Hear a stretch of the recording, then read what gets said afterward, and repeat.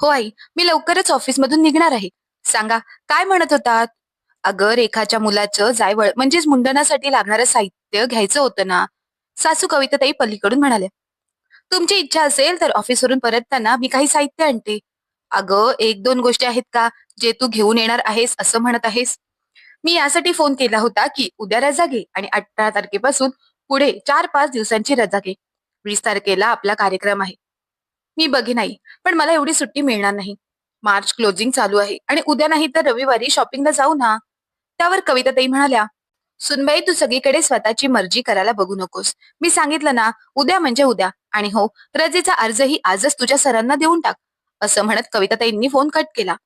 मला कळत नाही, या सासूबाईंना माझी एकही मजबुरी का कळत नाही. पण हो, घर आणि मुलं सांभाळून त्या मला माझ्या कामात खूप मदत करतात हे खरं आहे. पण त्यासाठी त्या प्रत्येक पावलावर मला इमोशनली ब्लॅकमेल करायला मागे पुढे पाहत नाहीत आणि माझ्याकडून सगळं मान्यही करून घेतात.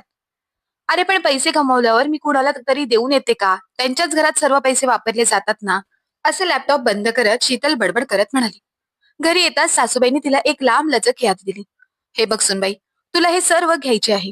वरून पूजेच्या अनेक वस्तू, फळं आणि मिठाई सुद्धा. जावई आणि रेखाच्या सासरच्या साठी कपडे, मुलांसाठी 5 जोडे कपडे, 8 रेशमी साड्या आणि शेवटी कानातले आणि मुलासाठी एक चैन. अहो आई, एवढी लांब लचक यादी? पूजेचं साहित्य, फळे, मिठाई, जावई, त्यांच्या वडिलांना आणि लहान बाळाला कपडे इथपर्यंत ठीक आहे. पण इतक्या साड्या आणि सोन्याचे दागिने? एवढं कसं शक्य आहे? कारण बाळाच्या जन्माच्या वेळेस आपण त्याला सोन्याची भेटवस्तू दिली होती ना. अगं पण मला 7 साड्या हव्यात. रेखा, तिची सासू, तिची जाऊ, नणंद, आजी सासू आणि चुलत सासू आणि एक अधिक. जर कोणाला द्यायचं असेल अचानक तर, आणि आईच्या नावाने टोमणे ऐकायचे नसतील तर रेशमी साडी दिलेली बरी. आणि तसंही मी माझ्या नातवाला एका वर्षापूर्वी सोनं दिलं होतं. तर आता देण्यात काय हरकत आहे? हा नातवाचा जायवळ संस्कार आहे. आणि रेखासाठी तर फक्त एक साडीच घ्यायची आहे. तसंच सुनबाई एक गोष्ट समजून घे. आपण पहिल्यांदाच रेखाच्या सासरच्या घरी जात आहोत. आणि ते मोठे लोक आहेत.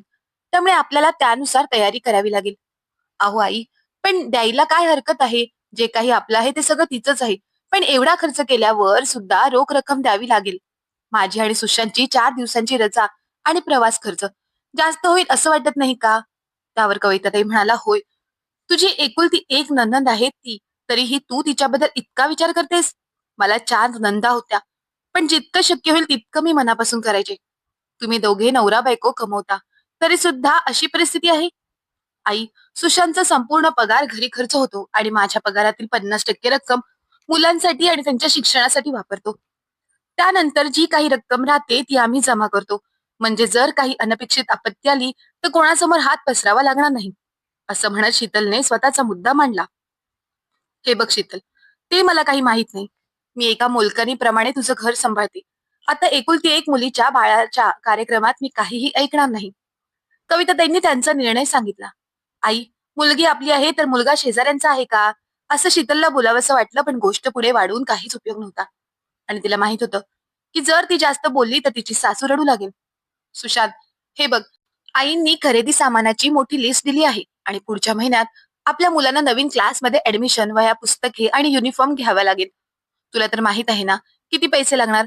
जर तू मला मदत करू शकलास तर बरं झालं असतं, असं शीतल रात्री तिच्या नवऱ्याला म्हणाली. त्यावर तिचा नवरा म्हणाला, शीतल, तू असा विचार तरी कसा करू शकतेस? मी आधीच इन्कम टॅक्सच्या धक्क्यांनी हादरलो आहे आणि वरती तू नवीन नवीन धक्के देत आहेस. असं म्हणत सुशांतने गोष्टीला झटकून दिलं. शीतल रात्रभर काय करावं आणि काय करू नये याचा विचार करत राहिली. दुसऱ्या दिवशी सासूबाई सोबत बाजारात जाताना तिने लग्नाच्या वेळी मिळालेली जाड साखळीही तिच्या बॅगेत ठेवली. नंतर सासूला एका कपड्याच्या दुकानात बसवले आणि तिने सांगितले की माझ्या सासूबाई ज्या काही गोष्टी निवडतील त्याचं बिल बनवून ठेव. आपण नंतर हिशोब करू. सासूबाईंना दुकानात बसून ती सोनाराकडे गेली. सोनार ओळखीचा होता त्यामुळे तिने त्याला सांगितलं की सासूबाईंना काही सांगू नकोस. पण तिला माहित होतं की तिच्या सासूबाईंना जर कळालं तर त्या घरात भांडण सुरू करतील. भरमसाठ बिल भरून कपड्याच्या दुकानातून बाहेर पडल्यावर सासूबाईंनी एक छान जड कानातले आणि एक चैन निवडली. इथे स्वतःची चैन सोनाराला दिल्यामुळे शीतलला कमी पैसे खर्च करावे लागले. म्हणून तिने सुटकेचा निश्वास टाकला. आईंच्या सांगण्यानुसार तिला 4 दिवसांची रजा मिळाली नाही. पण शनिवार आणि रविवार जोडून ती 3 दिवसाची झाली. सर्वांनी गाडीत फळे, मिठाई, कपडे भरले आणि रेखाच्या सासरच्या घरी पोहोचले. कविताताई त्यांनी खरेदी आणि आणलेल्या वस्तूंबद्दल पूर्ण समाधानी होत्या आणि त्यांना स्वतःचाच अभिमान वाटत होता. रेखाच्या सासरच्या मंडळींना खूप आनंद झाला असेल असे त्यांना वाटले. जायवळ झाल्यावर जेव्हा आशीर्वादाचा मुहूर्त आला, तेव्हा शीतलने सर्व वस्तू बाहेर काढून ठेवायला सुरुवात केली. संपूर्ण वरांडा वस्तूंनी भरला होता. त्यानंतर कविताताईंनी आपल्या मुलीचे आणि नातवाचे दागिने काढले आणि मग आपल्या मुलीच्या सासूला विचारले, "काय हो ताई, सगळं ठीक आहे ना?" "होय, ठीक आहे." रेखाच्या सासूने उडत्या नजरेने थोडं उत्तर दिलं. मग एक मोठी बॅग काढून सुनेला एक वजनदार सोन्याची साखळी दिली आणि नातवाला एक चैन गळ्यात घातली. त्यानंतर मोठ्या जावेने नणंद, आजी सासू, चुलत सासू प्रत्येकी एक सेट रेखाला घातला. कोणी मुलाला चैन दिली, कोणी अंगठी. रेखा आणि बाळ स्तब्ध झाले. उदास चेहऱ्याने शीतल गपचूप सासूजवळ गेली आणि विचारले, "आई, रोख रक्कम वाढवावी लागेल का?" तेव्हा शीतलच्या सासूने नाही म्हणून मान हलवली. मग संपूर्ण कार्यक्रमात ती जवळजवळ गप्पच राहिली. त्यामुळे शीतलने रेखाला ते कानातले घालायला लावले होते. पण नंतर तिच्या नंदेने ते काढले आणि तिने आणलेल्या हिऱ्याचे कानातले तिच्या कानात घातले. मात्र रेखा नक्कीच तिच्या आईकडे आली आणि म्हणाली, "काय गरज आहे? इतकं करायचं असतं का आई?" पण गाडीतून परत घरी जाताना शीतलने सासूबाईंना समजावलं, की "आई, तुम्ही एवढं उदास का आहात? तुम्हाला असं बघताना बरं वाटत नाहीये. आपल्याला जे जमेल ते घेतलं. स्वतःला कमी लेखू नका." "होय सुनबाई, तू खरं बोलतेस. मी वयाच्या या टप्प्यापर्यंत आले. मला हे समजलं नाही की आपल्या देण्या-घेण्याच्या आधारावरच आपला दर्जा अवलंबून असतो का? समोरच्या व्यक्तीने किती मनापासून काही आणलं आहे याची काहीच किंमत नसते. इथे माझी मुलगी आहे. हे जाणून मी माझ्या मर्यादेपेक्षा जास्त खर्च केला आहे. पण तरीही मुलीच्या सासरच्या लोकांना समजले असेल किंवा नसेल, पण मुलीला समजलं हेच भरपूर आहे. आणि तिच्या सासरच्या लोकांच्या भेटवस्तू आपल्यापेक्षा मोठ्या आणि चांगल्या होत्या. हे सगळं पाहून दुःखी व्हायला नको. आपण यातच आनंदी व्हायला हवं की आपल्या घरची मुलगी एवढी आनंदी आहे की तिला कशाचीही काळजी करायची गरज नाही. आणि यासाठी आई-वडिलांच्या मदतीची सुद्धा काही अपेक्षा नाही. एका मुलीच्या आई-वडिलांना अजून काय हवंय? बरोबर ना?" शीतलने बघितलं की या गोष्टीवर तिच्या सासूच्या चेहऱ्यावर हरवलेलं हसू आणि समाधान परत दिसू लागले. तर मित्रांनो, आपली मुलगी आपल्या सासरी खुश आहे हेच खूप महत्वाचे असते. तिच्याकडे किती संपत्ती आहे, किती पैसा आहे ते अजिबात महत्वाचं नाही. आई वडील आपल्या मुलीला वाटेल तितकं शेवटपर्यंत करत असतो. पण मुलीच्या सासरकडच्या लोकांनी सुद्धा त्यातील चुका न करता त्यांचा आनंदाने स्वीकार केला पाहिजे.